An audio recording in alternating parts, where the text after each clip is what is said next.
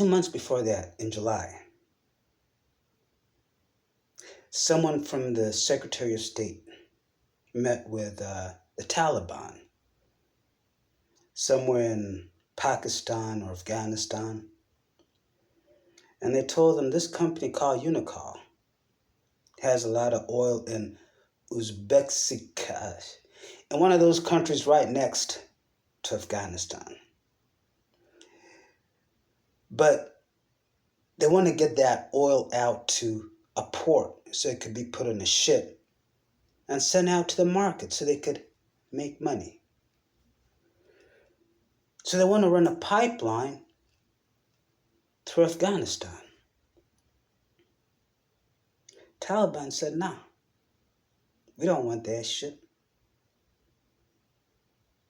Okay. You Taliban, you some backward ass motherfuckers in a backward ass country. You don't have any weapons, you don't have any shit. Who the fuck do you think you are, bitch? I got the money. What the fuck do you got? Money speaks, bitch. Fuck you. You know what they told the Taliban? You could either have a carpet of gold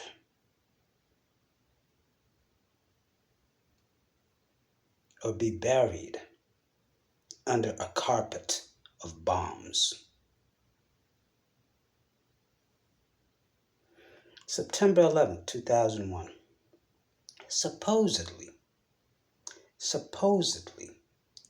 19 Saudi Arabian hijackers.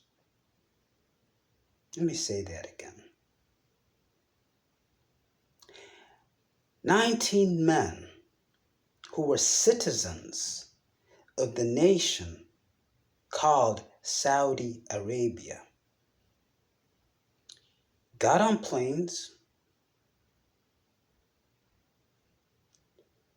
hijacked those planes, flew 2 of them through 2 skyscrapers,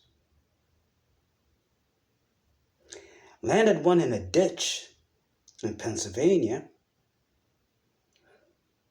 and flew one into the most highly secured, guarded building on the planet. A building that has more fortifications and security than the White House, than any fucking building on this planet, the Pentagon. You are not supposed to be able to destroy the Pentagon. The entire city of DC is fortified.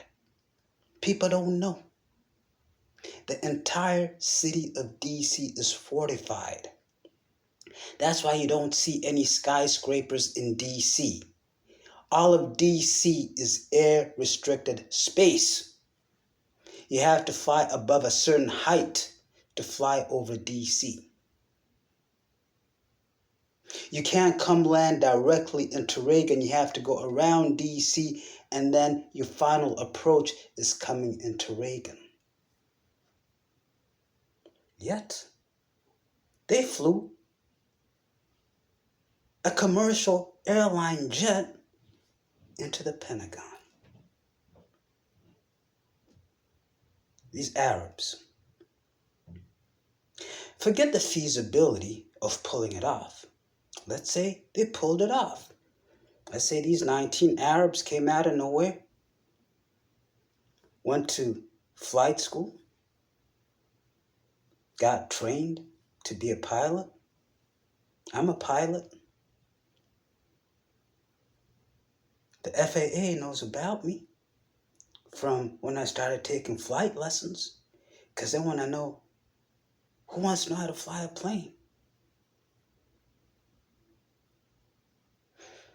The FBI doesn't just sit in their little office all day. They monitor shit. There's Chinese spies in this country. There's Russian spies. There's Israeli spies. They know it, but they watch him. Who's he talking to? What is he doing? Where is he going? So you want to tell me that some 19 Arabs could come out of Saudi Arabia, come into this country, learn how to fly planes, learn how to fly commercial jets, get on there with box cutters, take over planes with box cutters, fly them through towers. The plane flying through the towers creates a fireball that is so great that the towers come crumbling down. I'm not going to go into the details because I might be accused of spreading misinformation. I'll just say this. 911 is not what it was made out to be. Research it yourself. However,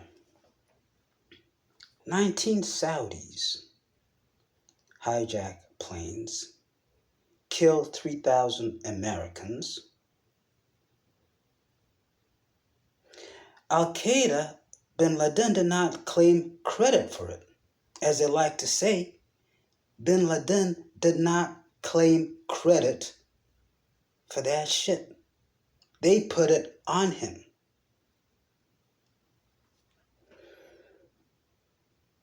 But they're Saudis. Why are we going to Afghanistan? To fuck shit up. I mean, if 20 Russians came to America and caused terror in America, went to malls, just shoot shit up, went to college campuses, just shoot shit up, kill like 50,000 Americans in a week, I don't think we go and attack Argentina. These were Russian operatives. Our gripe is with Russia, not with Argentina. So why the fuck did we not blow up Saudi Arabia? Why did we go to backward ass Afghanistan and stay there for 20 fucking years? What the fuck were we doing?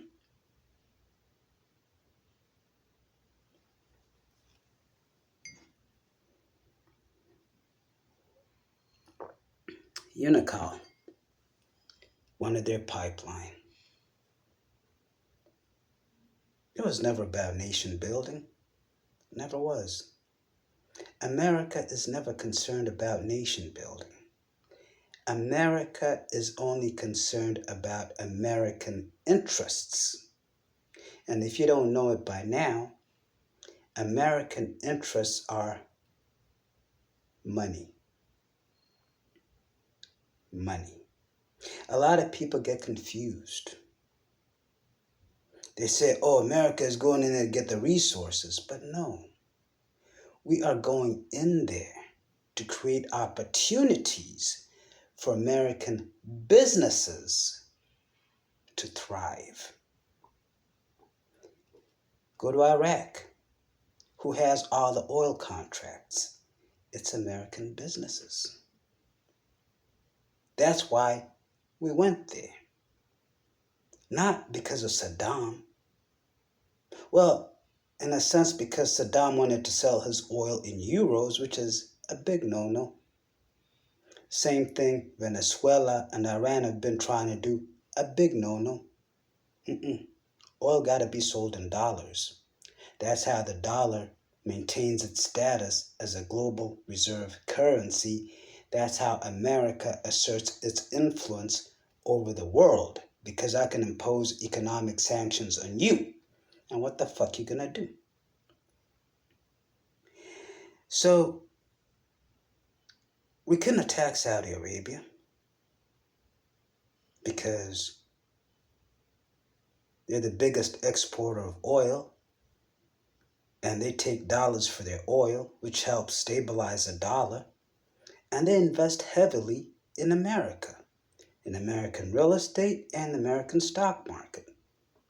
So the Saudis could do whatever the fuck they want. Ain't shit gonna happen to them, and they know it. They know it. So we went to Afghanistan, and we fucked their lives up. The reason the war went on for so long, defense contractors had to make their money. Plain and simple. Biden said no. Biden said no. So you have to understand that all these people, all these magazines, all these media outlets, news outlets, all these Republicans, Democrats, conservative, liberal, blah, blah, blah, blah, blah, blah, blah, blah. They don't give a fuck about the Afghanistani people. They don't give a fuck about them. You hear them talk about, oh, the women, the women, the women. How come you ain't talking about the women in Saudi Arabia who are just recently allowed to drive, who still have to walk around covered? If your concern is the women, then you should applaud Iran, where the women in Iran, a theocracy, have more freedoms and more liberties than women in most other Islam countries. But Iran is a devil. But I thought you're about women's rights. And why aren't you coming down on Saudi Arabia, Kuwait, Qatar, UAE, which oppress women, and you're coming down on Iran, which does not oppress women? If that was your concern, the Taliban was oppressing women way, way, way before September 11th. Why weren't you saying shit? I'm not saying women should be oppressed. I'm just saying speak the truth. All these motherfuckers are bought and paid for by the defense contractors, by the military industrial complex. And Biden shit on all of them. You fucked up, Joe. You fucked up. But I applaud you, because you got balls. You got more balls than Obama. You got more balls than Trump. You got more balls than Bush Jr. You did the right thing. That is what is called leadership. Could it have been done better? Of course. Of course. But we're dealing with the government. We're dealing with bureaucrats. We're dealing with red tape. All right. I've been a project manager in corporate America. Project management is easy. It requires planning and analysis. Most motherfuckers are too lazy to do planning and analysis. They'd rather politic. I've never had a project fail. I've met very few project managers who've had a project succeed.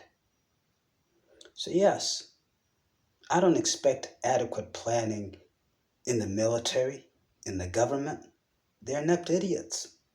They get to their positions by kissing ass, not by merit. Yes, even white people who like to say, oh, black people want affirmative action so they don't have to do shit together. Well, hold up, my nigga. I've met many, many, many, many white people who are CEOs, CIOs, CFOs, CTOs, senior vice president this, director this. They didn't know what the fuck they were doing. They only got those positions because they were white. The same goes to government. People in positions to make decisions don't know what the fuck they doing. They're ineffective, they're inept, and so you get shit like what happened. Does not detract from that being the right decision. And I applaud you, Biden, for that. But watch your back. Watch your back, Biden. Watch your back. They now have a bullseye on your forehead, on your back. They want you gone.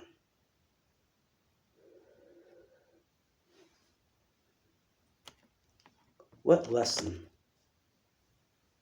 should we learn from this? Number one, there's always a hidden agenda. There's always a hidden agenda. Do not ever take anything at face value. When you're dealing with matters such as this, always ask yourself, who has to gain? Who has to lose? Who has to gain in Afghanistan's withdrawal is the nation of America, is the soldiers, the members of America's armed forces. It is the people of Afghanistan who have been encumbered with warfare for 20 years.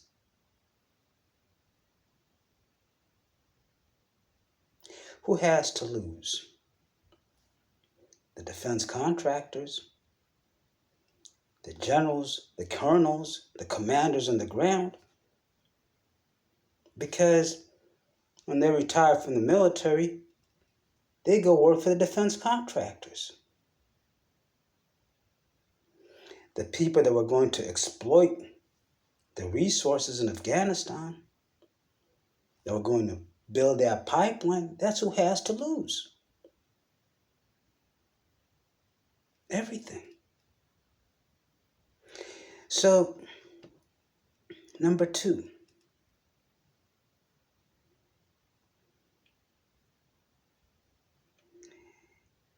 towards the end of the 19th century, 1800s, Europeans decided we are going to go out there and, I won't say civilize the world, because the Indians on the subcontinent had been civilized for thousands of years. The Chinese, the Japanese, the Koreans, Vietnamese, Malaysians, Indonesians, all those Asian motherfuckers had been civilized for thousands of years. The Africans had been civilized for tens of thousands of years. The Indians, natives in America, Central America, South America had been civilized for thousands of years. So the white man was not coming into Africa, into Asia, into Latin America, into the Middle East, into India to civilize these people. They were coming in there to assert themselves, to control these people. And when they got there and they found civilizations and they found cultures and they found systems that were counter to their own, and in a lot of instances better than their own, they were struck by insecurity. So they had to vanquish all those traditions and impose their will on these peoples. It's a problem with the white man that he likes to impose his will on others, which he should stop doing right away. It's time. It is time that the white people in this world came to the realization that they are not superior in any way whatsoever. Your actions, white people, over the past 150 years have shown you to actually be an inferior race. You have caused more turmoil more death, more suffering on this planet than any of all the other races combined. And I'm talking about in 150 years, you white people have caused more damage than all the rest of humanity has caused in the past 40,000 years. It's time for you white people to take a back seat.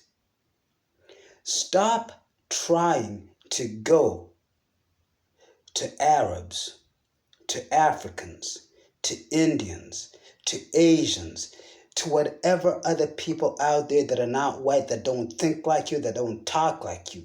Stop trying to go to them and telling them that what they're doing is wrong and what you're doing is right.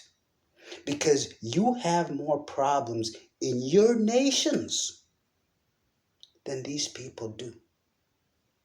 The problem these people have is lack of resources, because you have prevented them from industrializing. Because you know, if Africa industrializes, if Asia industrializes, if Latin America, Central America, the Caribbean industrialize, they will crush you, the West. So you do all you can to prevent that. Let Afghanistan be a life awakening moment for white people, an epiphany that lets you white people know, leave the rest of the fucking world alone. You are not better than them. Let people decide for themselves how they should live. If they want to be communist, if they want to be socialist, let them be communist and socialist. If they want to live in the Stone Age, let them live in the Stone Age. Who the fuck are you? The last humans to come about on this planet. The last humans to become civilized on this planet. Who the fuck are you to go around imposing your will and your thoughts on others? Stop that shit, white people. Stop it. Let Afghanistan be a wake-up call. Number 3, America. Americans. Stop being fooled. Stop being fooled. Sending your troops to Iraq, to Syria, to Afghanistan, to Vietnam, to Korea, to wherever else the next hot spot is going to be. I think it's going to be either Africa or Asia. Does not benefit you. You, the average American who wakes up every day, goes to your job, it does not benefit you. The only people that benefit from all these incursions are the military, the defense contractors, and the banks who fund these wars. Trump was about America first. Let us stop interfering in other people's affairs. He wasn't fully true because he had a problem with Iran, and he had a problem with Iran because Israel wanted him to have a problem with Iran.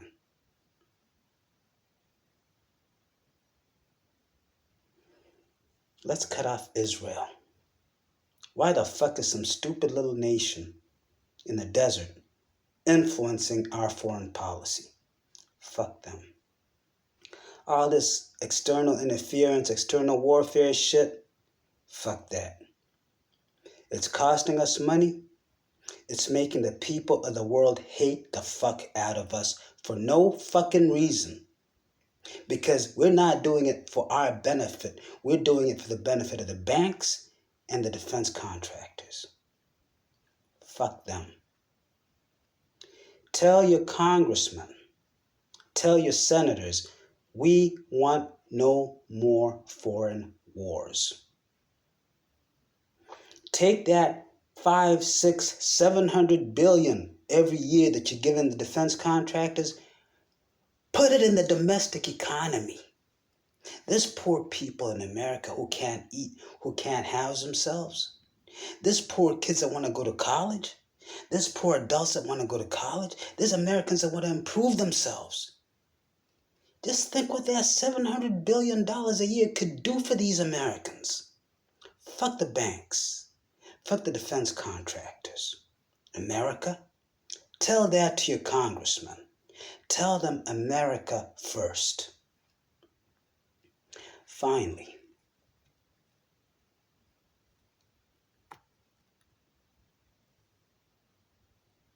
leadership, courage comes with a price. I want you to observe Biden over the next few months and see what happens. He made the most courageous decision, and he displayed true leadership. There's a lot of things that are brewing, and I really would not be surprised if within the next 2 days, maybe another 20 Americans get killed down there. Or maybe one of those jets taken off with evacuees gets shot out the sky. Or within 6 months, there's a massive terrorist event that takes place, probably on American soil. They're going to try and shame him. They're going to try and shame the fuck out of him. And either he's going to fold, and we might be back in Afghanistan, or we're going to be at war somewhere. There needs to be a war so that they can make money. So there'll be a war. Within the next 6 months, we're going to war with someone. Probably not Iran, because Iran will bring in Russia and China. But we're going to war with someone, a major war, within the next 6 months. And I believe that is going to be precipitated by some kind of catastrophic terrorist event that's going to kill at least, I'd say 100 Americans. You need those numbers. If I just kill 20 Americans, okay, that's all right. We need at least 100, 200, 300 Americans killed in a horrific event that is televised for the whole world to see. Because then Biden has no fucking choice but to respond. Until and unless Americans can crush the military-industrial complex, America will never be free, and the world will always be plagued by suffering and war and hostilities. My words to you, Biden, watch your back. Stay the course you've started, because we do need that honesty. We do need that bravery. We do need that leadership. Amigos, I've spoken a lot. Had my coffee, kept me going. Without my coffee, I'd be Sleepy Joe. Get some coffee, Sleepy Joe, then you won't be sleepy. Get a cup of Joe. But anyway, think about it. I don't know everything. That's why I said what I said, so you could think about it. God bless. Good afternoon. And may the pigeons shit on your head.